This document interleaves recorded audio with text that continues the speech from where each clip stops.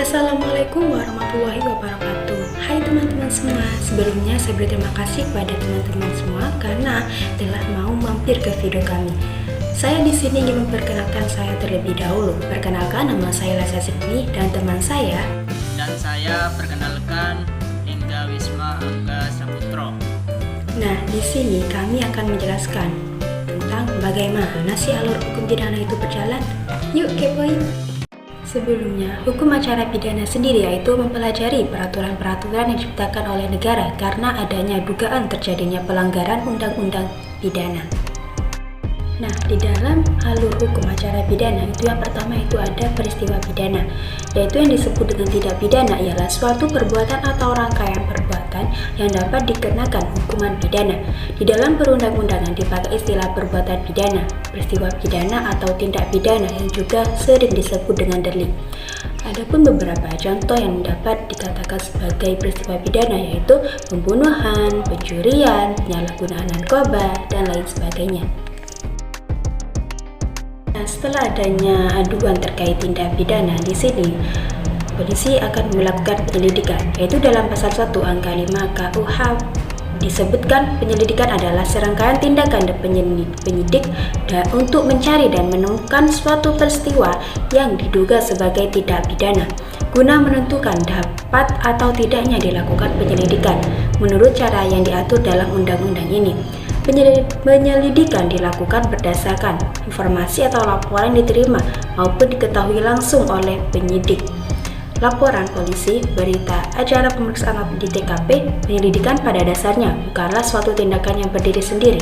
Oleh karena itu, penyelidikan dapat dikatakan sebagai bagian dari fungsi penyidikan. Dan penyelidikan ini dilakukan oleh langsung anggota Polri atau polisi. Nah, setelah ditemukannya bahwa memang benar ada suatu tindak pidana atau peristiwa pidana tersebut, maka di sini polisi akan membuat surat untuk melakukan penyidikan, yaitu dalam pasal 1 nomor 2 Kitab Undang-Undang Hukum Acara Pidana atau KUHP. Penyidikan merupakan serangkaian tindakan yang dilakukan dengan mencari serta mengumpulkan bukti yang mana menunjukkan unsur tindak pidana. Tujuannya untuk menemukan tersangka. Penyidikan ditekankan pada proses pencarian serta pengumpulan bukti tindakan pidananya sehingga bisa diketahui siapa tersangka atau pelaku tindak pidana. Adapun julukan bagi seorang yang melakukan penyidikan yaitu biasanya disebut dengan buru sergap atau buser, yang dimana tugas ia yaitu memburu dan menangkap seorang yang disangka melakukan tindak pidana tersebut. Adapun tugas lain dari buser ini yaitu mengumpulkan bukti, mengamankan TKP, dan melakukan penggeledahan serta lain sebagainya. Dalam melakukan penyidikan untuk memastikan apakah si tersangka ini memang benar-benar pelaku tindak pidana ataukah bukan, buser ini dapat memperhatikan dari beberapa segi, yaitu dari segi pergaulannya, dari segi ekonominya, dari segi gerak-geriknya, dan lain sebagainya. Adapun batas waktu dalam dilakukannya penyelidikan ke penyidikan itu biasanya kurang lebih 40 hari.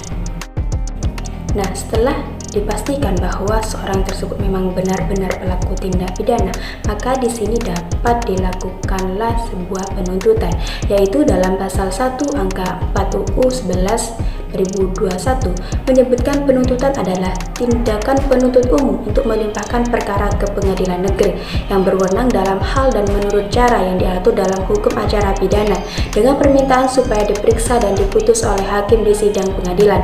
Nah, surat penuntutan ini dibuat oleh jaksa sebagai penuntut umum, dan batas waktu untuk dilakukannya penyidikan ke penuntutan itu biasanya kurang lebih dari 40 hari.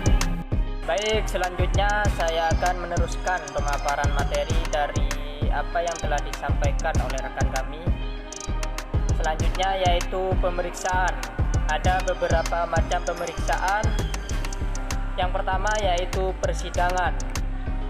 Persidangan adalah serangkaian proses memeriksa, mengadili dan memutus perkara oleh hakim atau majelis hakim di dalam maupun di luar gedung pengadilan, termasuk persidangan secara elektronik. Hakim adalah hakim tingkat pertama dan tingkat banding pada 4 lingkungan peradilan di bawah Mahkamah Agung. Yang kedua yaitu B. Pra-peradilan. Pra-peradilan adalah wewenang pengadilan negeri untuk memeriksa dan memutus menurut sah atau tidaknya suatu penangkapan dan atau penahanan. Pengadilan negeri juga memeriksa dan memutus menurut sah atau tidaknya penghentian penyelidikan atau penghentian penuntutan. Yang C yaitu surat dakwaan. Surat dakwaan adalah dasar pemeriksaan dalam hukum perkara pidana di pengadilan, sekaligus membatasi ruang lingkup pemeriksaan suatu perkara yang disusun atau dibuat oleh jaksa penuntut umum atau yang disebut JPU. Dalam surat dakwaan ada beberapa macam. Yang pertama yaitu eksepsi, yang merupakan bagian dari jawaban tergugat terhadap gugatan yang diajukan oleh penggugat. Eksepsi pada pokoknya membuat bantahan-bantahan tertentu, yaitu suatu tangkisan atau sanggahan yang tidak berkaitan langsung dengan pokok perkara. Yang kedua, putusan selah merupakan menurut pasal 185 ayat HIR atau pasal 48 RV. Putusan selah adalah putusan yang diambil atau dijatuhkan hakim dan bukan putusan akhir atau vonis yang dijatuhkan pada saat proses pemeriksaan berlangsung. Yang D yaitu pembuktian.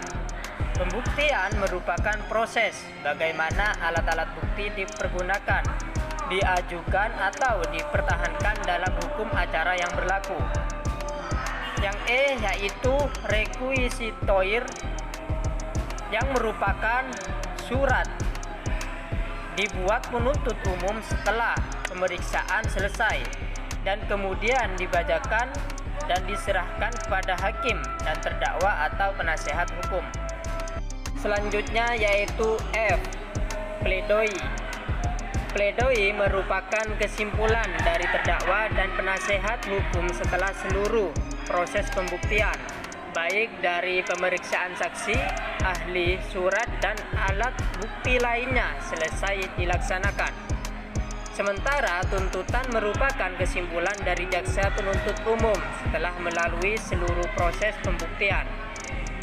Ada beberapa macam dalam proses pledoi. Yang pertama yaitu dalam konteks hukum.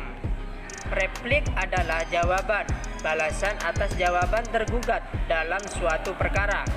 Replik dapat diajukan secara lisan atau tertulis. Yang kedua, duplik adalah jawaban tergugat atas replik yang diajukan penggugat. Duplik diajukan tergugat untuk meneguhkan jawabannya yang lazim berisi penolakan terhadap gugatan dan replik penggugat. Selanjutnya yaitu vonis. Vonis disebut juga putusan hakim terhadap terdakwa dalam perkara pidana. Sidang vonis adalah sidang yang dilaksanakan untuk memberikan vonis atau putusan oleh hakim terhadap terdakwa atas suatu perkara tindak pidana. Vonis atau putusan dijatuhkan hakim setelah secara resmi terdakwa dinyatakan bersalah. Kemudian yang keenam yaitu upaya hukum atau banding, yaitu salah satu upaya hukum biasa yang dapat diminta oleh salah satu pihak atau kedua belah pihak yang berperkara terhadap suatu putusan pengadilan negeri. Kasasi adalah salah satu upaya hukum biasa yang dapat diminta oleh salah satu atau kedua belah pihak terhadap suatu putusan pengadilan tinggi. Terdakwa atau penuntut umum dapat mengajukan kasasi bila masih merasa belum puas dengan isi putusan pengadilan tinggi kepada Mahkamah Agung. Nah, jika si tersangka tidak puas dengan melakukannya banding dan kasasi, di sini ada upaya hukum yang ketujuh yaitu peninjauan kembali atau PK. Peninjauan kembali ini termasuk dalam putusan bebas, yaitu dijatuhkan hakim apabila perbuatan pidana yang didakwakan tidak terbukti secara sah dan meyakinkan. Peninjauan kembali atau disingkat PK adalah suatu upaya hukum yang dapat ditempuh oleh terpidana orang yang dikenai hukuman dalam suatu kasus hukum terhadap suatu putusan pengadilan yang telah berkekuatan hukum tetap dalam sistem peradilan di Indonesia. Namun, kebanyakan orang yang melakukan peninjauan kembali dalam putusan bebas ini lebih ke arah vonis mati. Jadi, kesimpulannya dalam melakukan sebuah upaya hukum, seseorang itu tidak selalu mendapatkan vonis yang tambah naik ataupun tambah turun. Ada beberapa seorang yang mengalami penurunan ataupun menaikan vonis dalam melakukan upaya hukum. Akan tetapi, vonis terakhir yang tetap digunakan, misalnya ia divonis selama 15 tahun, lalu melakukan banding, yaitu dia divonis menjadi 20 tahun, lalu tidak puas lalu melakukan kasasi, yaitu menjadi 25 tahun. Nah, selanjutnya ia melakukan PK atau peninjauan kembali, lalu dia divonis mati. Nah, tetaplah vonis mati ini yang tetap dijalankan karena vonis terakhirlah yang tetap dilakukan ataupun diterapkan. Begitupun sebaliknya jika setelah melakukan upaya hukum dan mendapatkan keringanan vonis dari hakim. Sekian penjelasan yang dapat kami berikan. Semoga bermanfaat dan mohon maaf jika ada salah kata. Wassalamualaikum warahmatullahi wabarakatuh.